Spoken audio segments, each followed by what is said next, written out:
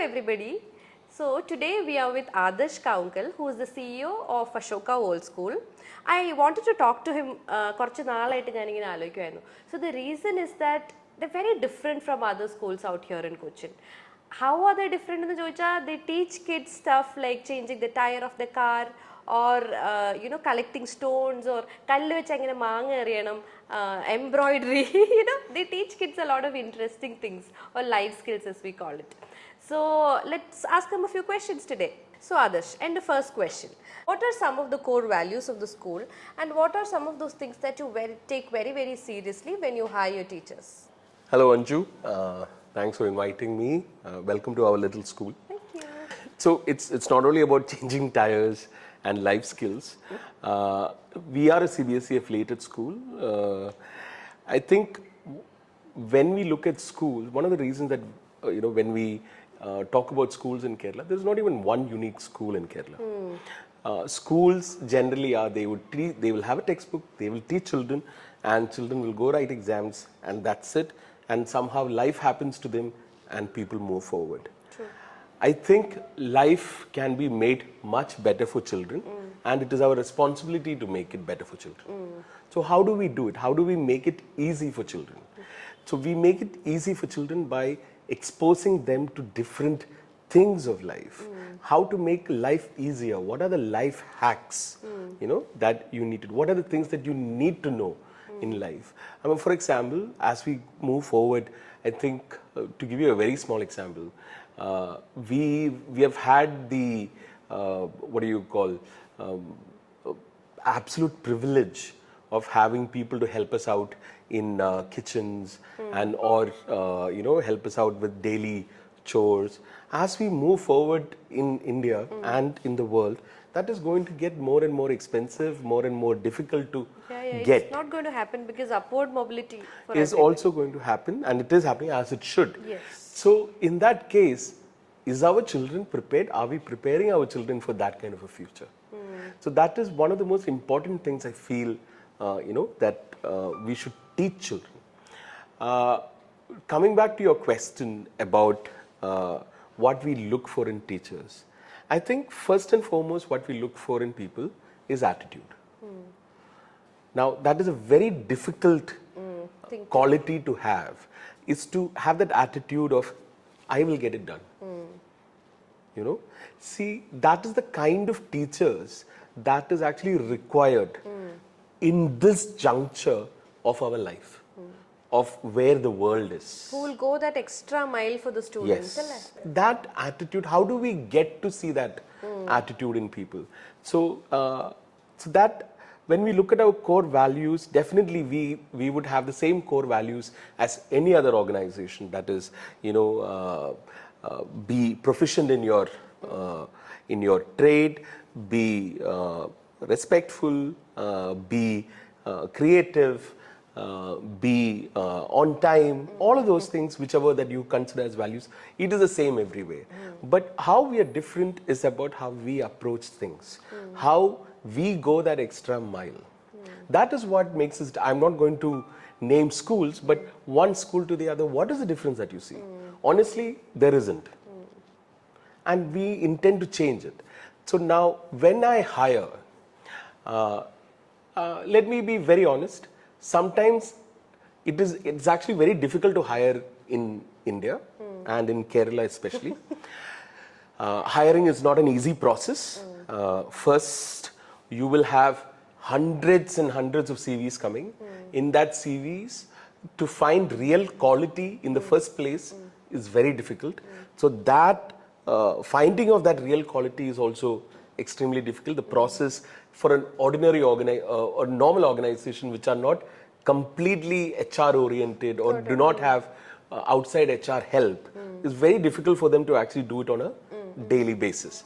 So that being one, then if we do get those people, the right quality people, which we do after a lot of hard work, there are certain things I look for. I might not get all of them all the time, but one of the core things I look for is I look whether they have played team sports. So why I say team sports? Very curious.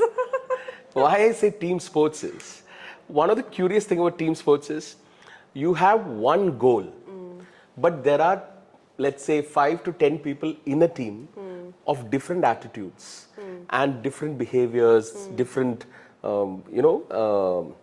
patience level, different skill sets even, but they all have to work towards one goal. One thing, yes. Right? Everybody has to finish. Everybody has to work together. So whenever you see a football player or a cricket player, they have this attitude, it's a team, we have to work together. So if teachers who have actually played team sports in college or in school, that is my, I would say, okay, I'm going to ask more questions and try to see how this person is. Most likely people who have played team sports, they have great cohesion. Okay. If they have other talents, they have great cohesions. So that is something that I look for. Second, I look for how we have background checks. And we also look into how they have behaved in their previous schools, organizations. So if they have done many jumps, I would avoid them. Obviously. I would avoid them. That is not something that I want. This is children, and with children, it is extremely important for us to show that commitment. Commitment, yeah. So that is something that I look into. We have a 4-round hiring system. Okay, very elaborate then. Yeah, so it is with the principal, it is with me, then there is also, it is with the manager also. So then in that conversations, we have multiple questions that we ask them, and then we have a separate meeting on our own where we discuss your own evaluations. Our own evaluations. Okay. We have an evaluation sheet also. Okay, so you have set questions that you want. Yeah. Okay, very So they have a test, they have a written test, but more than these tests, more than everything, I look on how people talk. I have heard the most number of, I am very passionate. That is something I've heard so many times. I think all my teachers would come and tell me, why are you teaching? Sir, I'm very passionate about teaching. So that's, but does that passion reflect in how they not communicate? everyone, but it is also my duty to get it out of them. So, like how you have today, it is, I hope it kind of resonates with them. It's not only them understanding something, it is also, see, all of these people, they're not going to be with me for 25 years, 30 years. So whatever they gather from here, they're taking it somewhere. Yes. So I hope they understand it that way. They understand the benefit of that. And they'll probably go and use these practices in some other school. And I want them to. Yes. Because ultimately, in the end, we need a better India and we are responsible for it. Correct. Okay. We'll move on to the next question. നിങ്ങളുടെ school ടീച്ചേഴ്സിനും സ്റ്റാഫിനും വേണ്ടി എന്തെങ്കിലും നിങ്ങൾ specific ആയിട്ട് initiatives ചെയ്യുന്നുണ്ടോ, അവരുടെ വെൽബീങ്ങിന് വേണ്ടിയോ or അവരുടെ role പ്രോഗ്രഷന് വേണ്ടിയോ സ്കിൽ ഡെവലപ്മെന്റിന് വേണ്ടിയോ? I think as a school, we do have a couple of programs. So you have asked me 2 questions. One is the wellness as well as trainings. Trainings, all teachers are supposed to do 50 hours of continuous professional development, for which we provide around 25 hours of training in-house, and 25 hours we actually provide from outside. Is it mandated by the law? It is mandated by CBSE. And more than that, we want the teachers to do more than that. So we would want them to actually gather as much as knowledge and as training as much as possible, but they are also they have a lot of work, so it is very difficult for them to actually get training in between that, but it has to be done, and we do it. But along with that, I think far more important is something we have over here. We have 2 programs. I am not much involved with it, but I am aware of it. But I can see your eyes shining. I am very happy with it. I am very happy. I make fun of it, but I am very happy with it. So one, they have a program called Wellness Wednesday, where teachers are given a space to talk to each other, and they do dances together. They kind of wind down a little bit. So they have a Wellness Wednesday program. Then they also have, which it's this year is just June. We have something called a potluck, where all teachers bring food from their home and we have it together. We done it last year 3 times, so this year also 3 times. And this year we want to take them out for a dinner or lunch somewhere good, where we can relax and maybe have some games or something. Take them outside the school is one of our targets, which we will be doing. So this Wellness Wednesday as a program is wonderful. And then I think what I like what they do over here is that they have a meeting called Sangha every day. So every day in the morning, they all come together. I am told they hold hands. Oh, nice. Am I right? You hold hands? Yeah? Okay, you hold hands and they talk about their feelings. They talk about, what is concerning them. Nice. Yeah. That shows a very strong people-oriented culture. We are, but it is very hard for people to open up also. So because they're not used to it. It is not done anywhere else. Yeah, but this is a great start, Yes, isn't it is. I'm very proud of it. I make fun of it because for me it is also very difficult to open up. So I find it very funny. But I have had very, very positive impact on it that has affected, we've been able to create some people who are very attached to the school and who are happy with the school, and that is a little victory that I think. That is what I was going to ask you as my next question. Do you think your Sangha and your Wellness Wednesdays have had a real impact on your staff? And if you have, now how do you see it in their daily behaviors? Have you seen some kind of real observable change? I think you've come to us. Quite early in Too early, too yeah. early in the academic year. But if you talk to me about my older teachers who have been here for a longer time, they've had very profound impact. For example, I have a teacher here called Vishnu Priya and Satyavati and Hima and a couple of other teachers. So one of the things that I've noticed about them is that I remember how they have come here and who they are now. Now, yeah. And I can see where they're going. So I'm very proud of them. I'm very happy with them. I'm very proud of them. I can see, I want to see some more progression in them so that, I can see, they get to the highest extent possible in their career, which they will achieve. I am 100% And sure they've of been it. with you for a while, right? They have been with me for a while. So I'm quite happy, with that. And the skill set also. I like the fact how they have learned to handle things. That is very, very important, most of the time we have, and because see, just like me, just like you, they all have come through our system of education. So it is imperative that we give them exposure, training, and also develop skill sets in them, right? So how do you do it? So, for example, we have one of these teachers. Right now, when she came over here, she had extreme trouble in speaking up. That is not the case now anymore. That's weird for a teacher, though. See, you can be an extremely good teacher in your classroom, but then you could be a very silent member inside In other communities. in other communities. So it can be two different things, So I wonder how I would be when I'm surrounded by a different set of people, who have more experience or more exposure in particular field, let's say, how I would be if I was with, just for example, Obama, Modi, Putin, and some kind of world leaders all sitting together, and if I am put there, how will be my conversation? True. So just like that. So I can see the changes in them. I can see the difference in their journey, and they're happy, and I like that.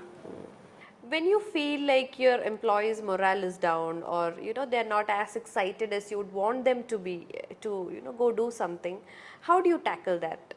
So you've asked me mostly about teachers, but I mostly work with my office community. Your staff in general. In my staff. So they have had issues. They have sometimes, we all have families, we all have issues happening to us. So when we have such things, a support is needed. But that support has to be given in a way which is professional and which also makes them understand that there is a duty to be done. Ultimately, the duty has to be Correct. done.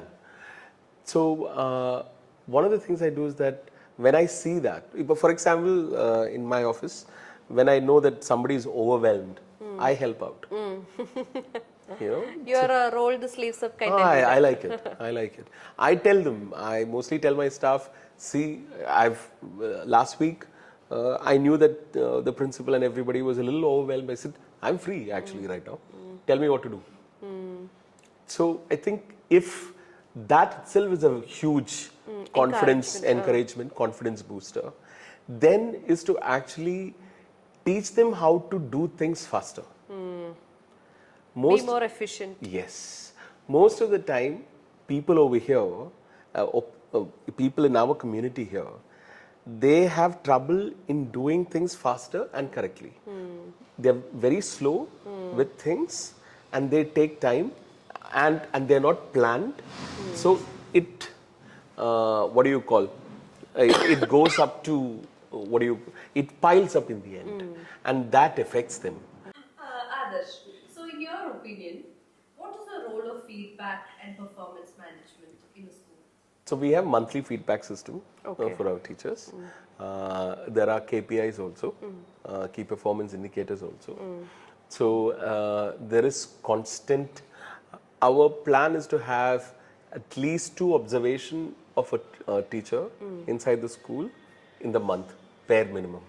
So when you say observation, somebody sits in the class Yes. when they teach, okay. Yes. And is it told to them or you just do it randomly? Randomly. Nice. Randomly. So they walk in, they have a set of questions, and they have a sheet by which they have to fill it up. So it's about how the teacher engages the class, and we figure that out. We get all that data. Then we have a meeting. Then monthly, we have a meeting with the teacher. And say, this is your feedback, this is where you have to improve, this is where you have done well. That is also very important. And that is a great encouragement for them, where they feel, okay, this is the place that I can improve, this is how I can move forward. And so I think data plays a very important part in this. Without data, you're just simply talking in the air, Correct. and that is not helping anybody. So when you have observation and you have let's say you have done 6 class observation of the teacher, then you have a set pattern that is emerging. Correct. And it is done by 3 different people. So then there is a set. Impartial as well. Yes, it's impartial as well. So then you get that pattern, and with that pattern, you can actually have a conversation and they can improve on themselves. So feedback, people mostly take feedbacks very well, and it is also imperative as an organizational head that I don't stamp it on them and I tell them. And I also understand that, for them to, sometimes feedback might not be understood by them properly. So it is important for you to actually, explain feedback in detail and help them get better. If you don't help them get better, then there is no point of feedback. Correct. So both those roles we have to, take on, and we do.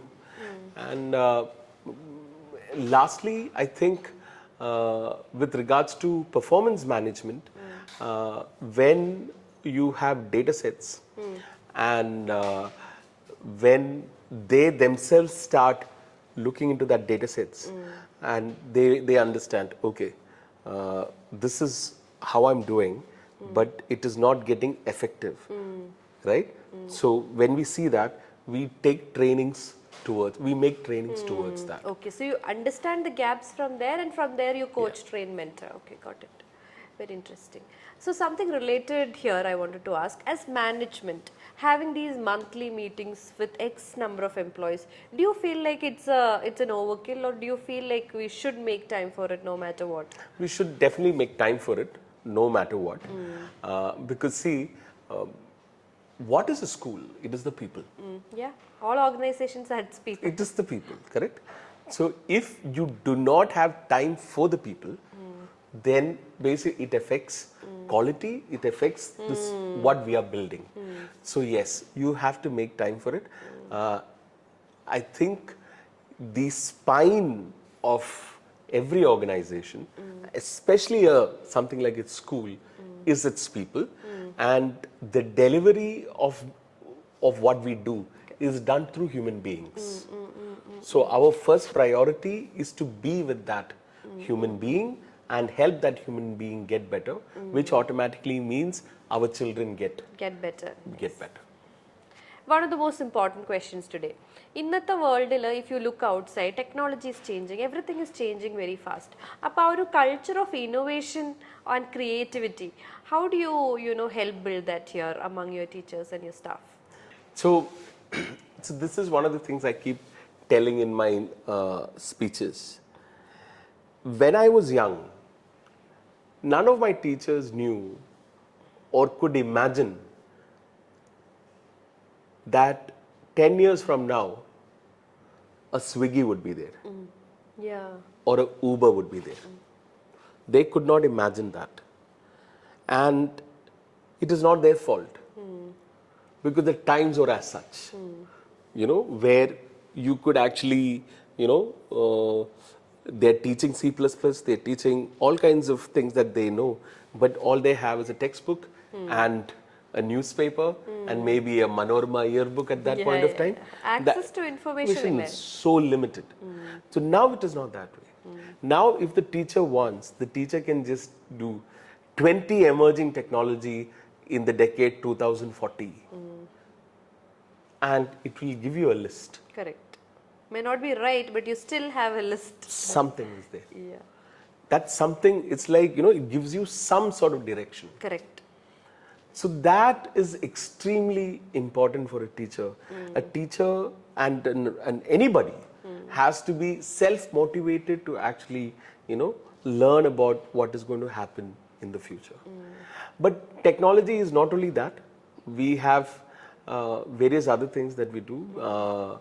So, for example, if you take teaching, we have something called a VR here, where so where we help children travel to Rome without actually going to Rome, right? So we use technology in multitudes of ways. So definitely, most of the other things, whatever that you see in, we have a media club. No, I think the question was about teachers. About teachers? No, even with teachers. See, right now you are recording, and my teachers are sitting behind there. Yes. Yeah, learning how you do this, right? So it's a skill set that they're actually learning, and how to use tech better to actually teach children better, and not only teach children better, to have a skill set of your own. That's extremely important for them to have. So that's something that we do. I'm also seeing a lot of Instagram posts on what are the. I almost see all the time reels on different activities that are happening here. Are they shot by teachers here? Yeah. It is completely shot by teachers. Them, all of them. So they shoot by themselves. Not only that, it is a way of actually ensuring quality also for us, because sometimes it's not easy for the school administration to be everywhere. Correct. But when you see videos of something that has happened, then you know that kind of quality has actually happened there. Yes. So it is also a way of performance management. So that is also there. Yeah. So definitely for innovations, we like I told you, VR is something that we're doing. ChatGPT is something that we're using regularly.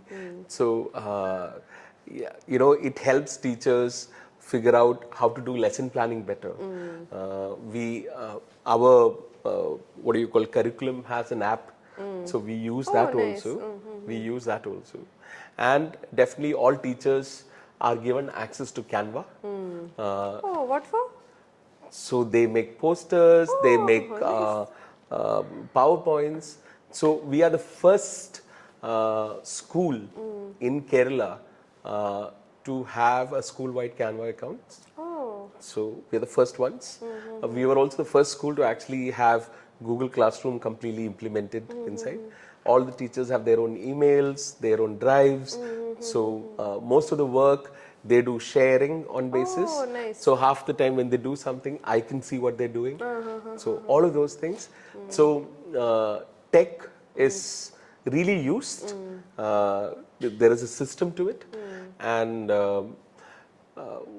I can see the difference in how, what do you call, their performance and their efficiency because of that. So that is there. Cool. So Adarsh, we've almost come to the end of this discussion. So tell me, what are probably the top 3 priorities on your mind as you look forward to the upcoming years? I think that's a good question. We have a 10-year plan.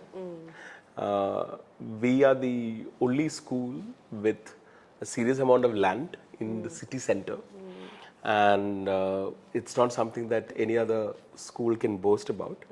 And we have, I think, a very vibrant leadership in my school principal, my head of enrollment, a good set of teachers.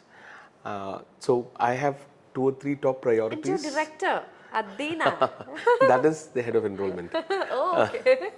So I have 2, 3 priorities.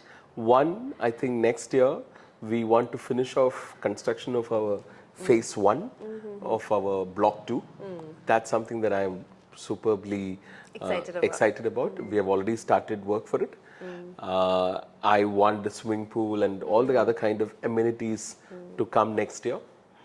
I want to actually take my staff to the next level, which we are on that path right now. We were talking about schools around us today in our meeting, and we were talking about how far we are ahead of them when with the things that we do. Yes. And sometimes parents are very driven by brand, and they are not conscious of what the child actually learns inside the school. Correct. And what the child learns as a consequence of being their son or daughter. Right? What you learn inside the school and what you learn as a consequence of being from a particular family background.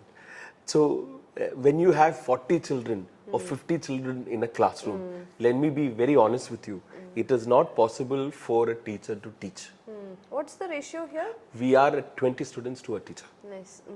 So that is something I've taken. So that is how we help our staff, to make sure it is that quality, workload is manageable and quality is that something can be assured. So something that is very, very close to me is to take my teachers through this path, improve quality, and be known for what we are doing, because the excellent work that we are doing and that work is coming out in children, that work is coming out on my staff, and I love that. And so I can see progress happening there, and I think more technology integration. Now, technology integration is a very difficult thing to achieve. What happens in most schools is that they buy a whole lot of technology, but they never use it. Implement it correctly. They can't implement it properly because, see, what happens is, if you have, let's say, a smart board, the teacher, the most interesting person in a class is not a video, it's not a smart board, it's the teacher. It's the teacher themselves. Yeah. So the easiest thing for a teacher is to teach by herself or himself. But sometimes a smart board or a technology can enhance it. But it is sometimes time consuming. So when it is time consuming, portions lag. So then the teachers leave it. So when the teachers leave it, then they for 1 year, maybe a smart board is used just 2% of the whole time. that is 1 hour, 2 hour, or maybe at most 10 hours. So what we have mandated here is that we want technology to be used this much percentage At of, least. of the whole. So then, if you keep doing that, technology can be integrated into classroom. And constant trainings to teachers, constant trainings and constant thinking of lesson plans. So if you get a lesson plan, if you take a lesson, you have to really think about it. How can I, what do you call, plan this chapter? How can I impart education here in a, what do you call, in the best way? Yeah. So What kind of tools can I use? What kind of tools can I use? So can I bring in technology here, or is it better that I do it myself? That making of choice Is left to the teachers? it is left to the teacher, but the teacher are given certain metrics where they have to make sure, because we also know, while that is true, in the whole curriculum, this much percentage of technology can be used and should be used. Without really affecting the time. Yes. Got it. So that kind of planning, that, and it also helps. Again, it helps performance management because you know when tech is integrated into classrooms, children have focus because they love technology. So if you can integrate it the right way, it the way children can grasp it is at multitudes of a normal level. Yeah. So that is there. Thank you, Adarsh, for your time. It was great having this conversation with you, getting to know more about the school and your teachers here. Probably I'll have my son join next year. Thank you so much. We would love to have him. Thank you.